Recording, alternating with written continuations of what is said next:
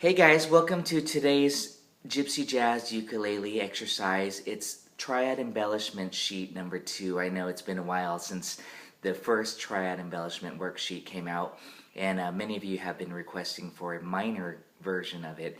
And I often just say, well, flat the third. But I didn't think that was good enough, and I wanted to make sure that I walk you through the Triad worksheet.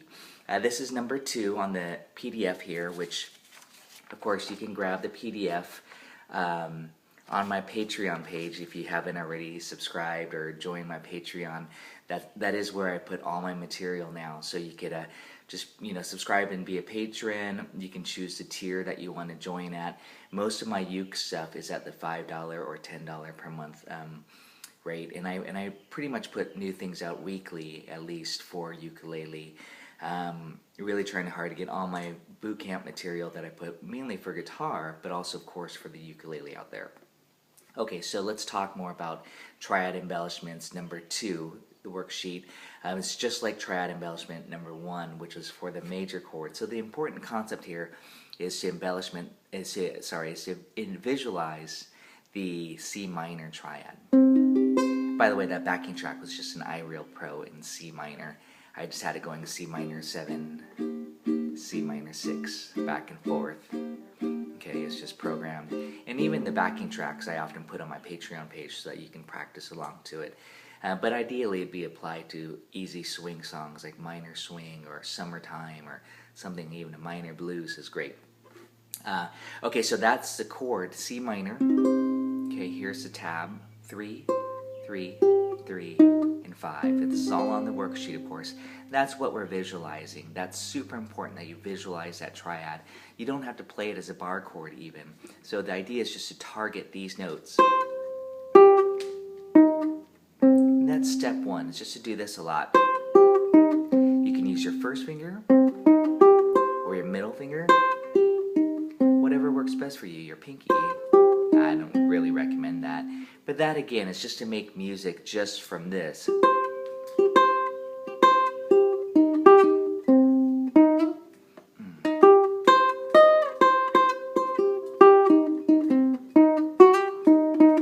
Maybe a little slide.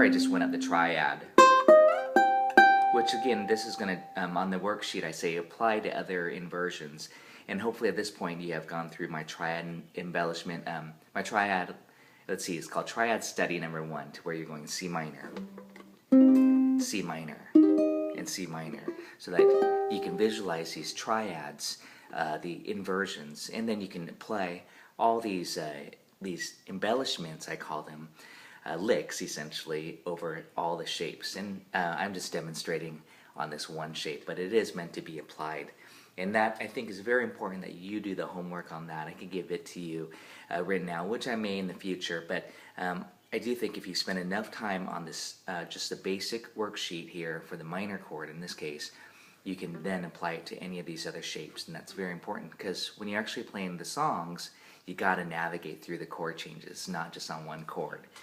Okay, so let's get on with the worksheet here. Number 1 is the lower neighbor tone. That's pretty straightforward. Okay, just this minor triad. Number 2 is a scale tone above, and this is what's kind of confusing to some students sometimes, is that I'm thinking C minor and D minor as my 2 neighboring chords. So when I say scale tone above, I'm often saying a whole step above.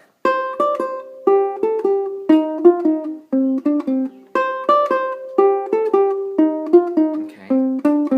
But what's interesting about that is that it gives you a natural 6th degree versus a flat 6.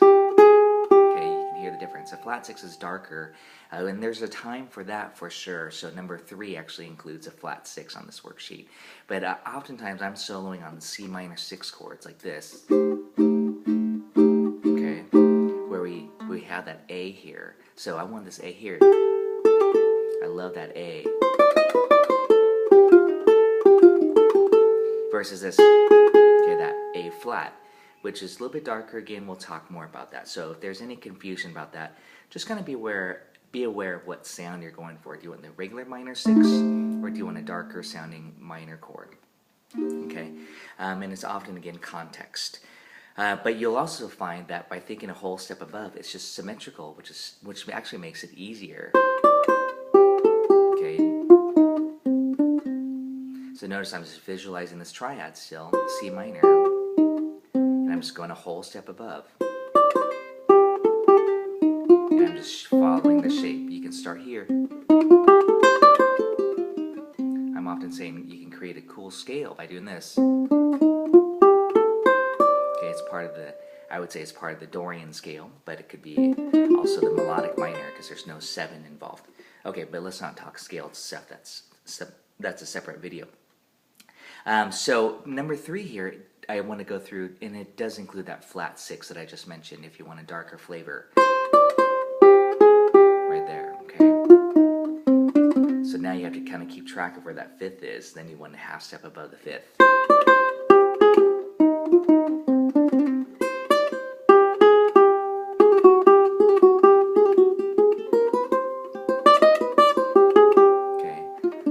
It's nice. It's very gypsy jazz too, so there's a time for that as well.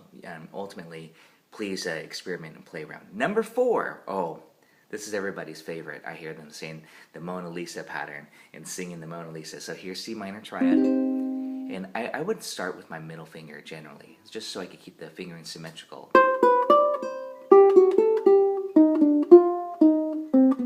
Okay, so again, it's starting on the chord tone, going half step below, whole step above, and then back to the chord tone, which in this case is the root. Root, 5th, flat 3, root.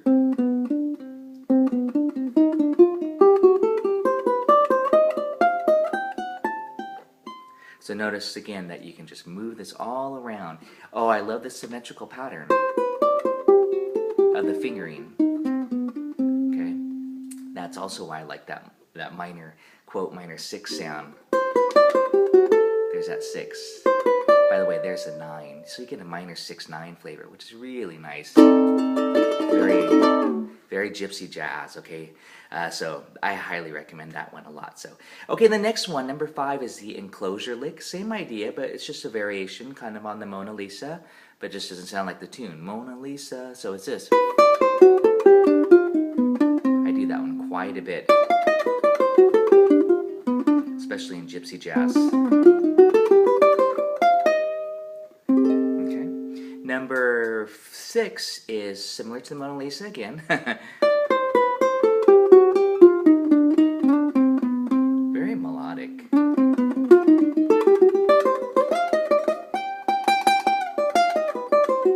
Okay. Ideally, we'd combine these into different phrases and licks to create interest, so it doesn't sound like an exercise as well. Okay, let's continue on. This is a short video today.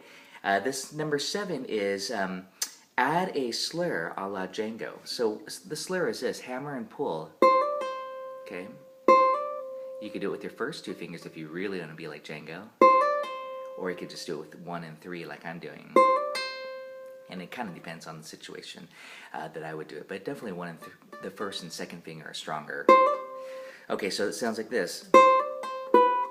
Okay, so notice the slide as well. Okay, so I'm sliding from after the trill, the slur, and then slide it below and back.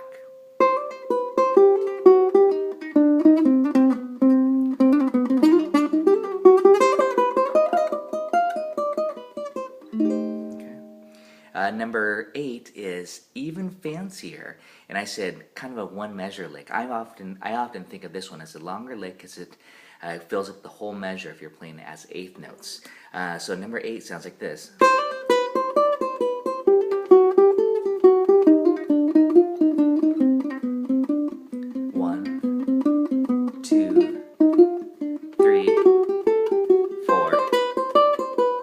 So that right there created a 4-bar lick, actually 8 bars if you were to actually go up or down and up. So it could be kind of calculated as far as when to throw in these licks, especially on the uke since we have 4 strings. It's pretty cool. Okay, the last one here I'm just going to go through is using a chromatic PT, passing tone. So here's that first exercise, or sorry, the second one on the worksheet. That's the upper scale tone. A whole step above is my recommendation often. But when you add a passing tone, okay, did you hear the passing tone? Right there, see that tension? Then it goes to the root, so the gravity kind of pulls it down. So again, visualize this triad.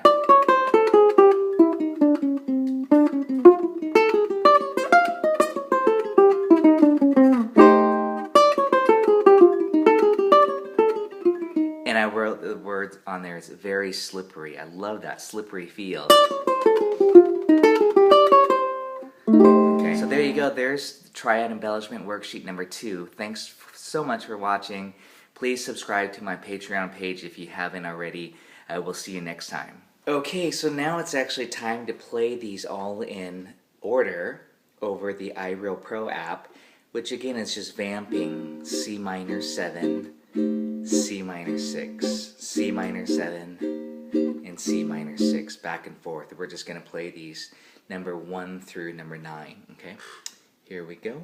We're at 115. I'll just start off with the vamp. How about that? C minor 7, C minor 6, minor 7, minor 6. Number 1, lower neighbor.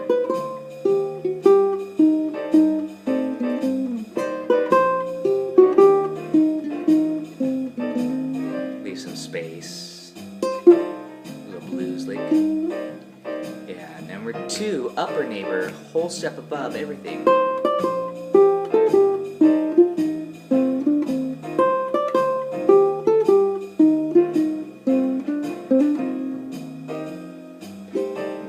Number 3, we have that flat 6 on the upper neighbor. Here we go. 3, 4. Notice it's a little bit darker right here.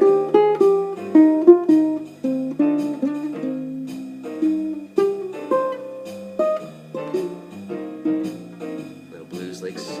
Number 4, Mona Lisa.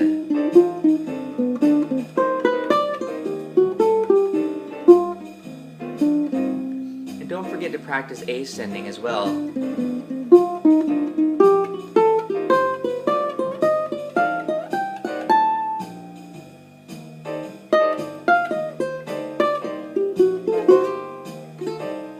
Okay, we want to just have fun with these.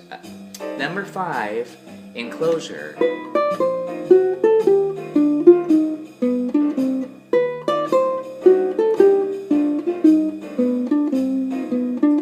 Ascending, why not?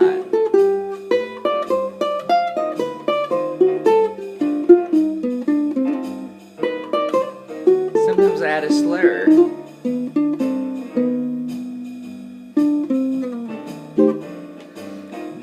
Where are we at? Number 6.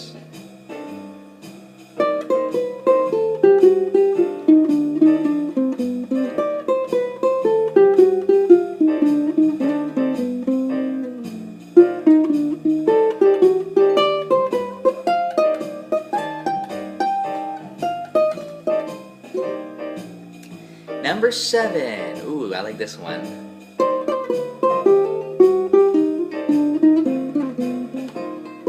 That's a la Django.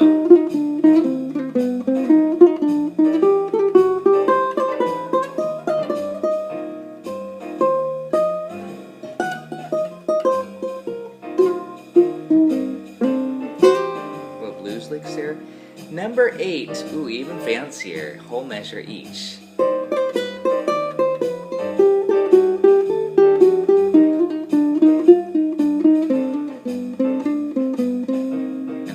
Again, also practice ascending.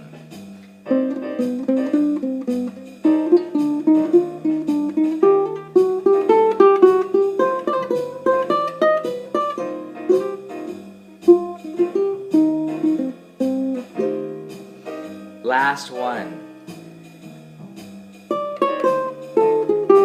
passing tone.